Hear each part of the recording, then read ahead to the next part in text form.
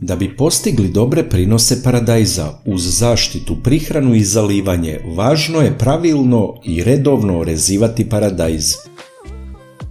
Ako sprovodite i ovu meru, sigurno ćete dodatno doprineti povećanju prinosa. Kako je to moguće?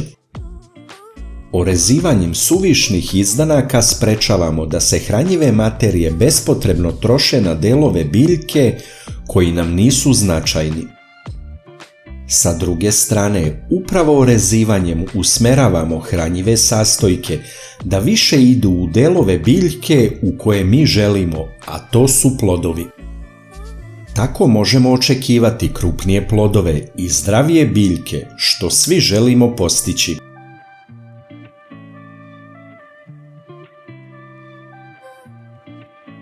Između stabljike paradajza i bočnih grana pojavljuju se izdanci koji vrlo brzo napreduju i odvlače hranu.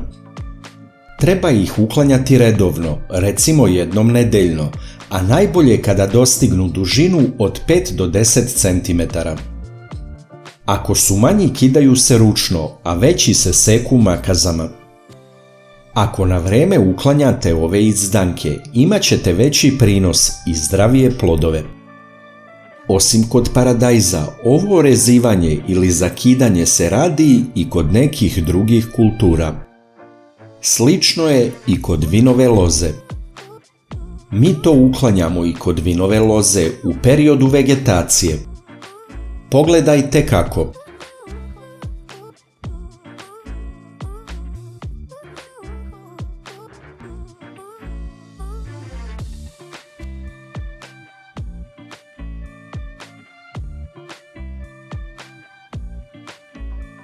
Donje listove paradajza je poželjno uklanjati. Upravo one listove koji dodiruju zemlju ili su blizu tla. To su oni listovi koji prvo odbole od plamenjače, pa se od njih bolest širi na gornji deo biljke. Zato ih je bolje ukloniti na vreme i onda se omogućava bolja cirkulacija vazduha u donjem delu biljke, gde se najčešće pojavljuje bolest poput plamenjače paradajza.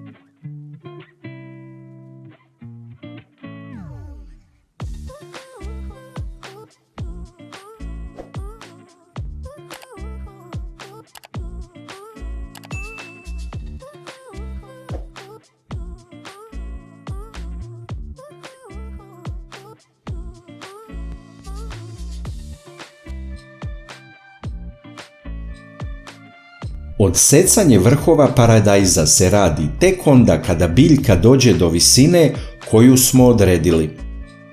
Kod vinove loze smo to već radili zato što lastari dostignu maksimum gde mogu da se vežu. Dalji njihov porast bi samo odvlačio hranjive sastojke od plodova.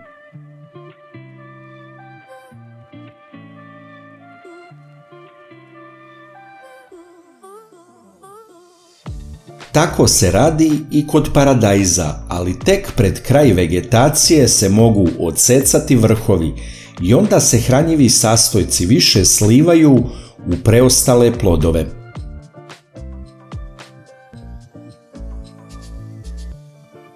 Najlakši način da podržite naš rad je da lajkujete video.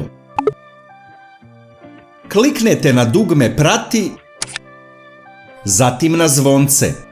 I na kraju potvrdite zvonce. Ovo za nas znači mnogo. Hvala vam na podršci.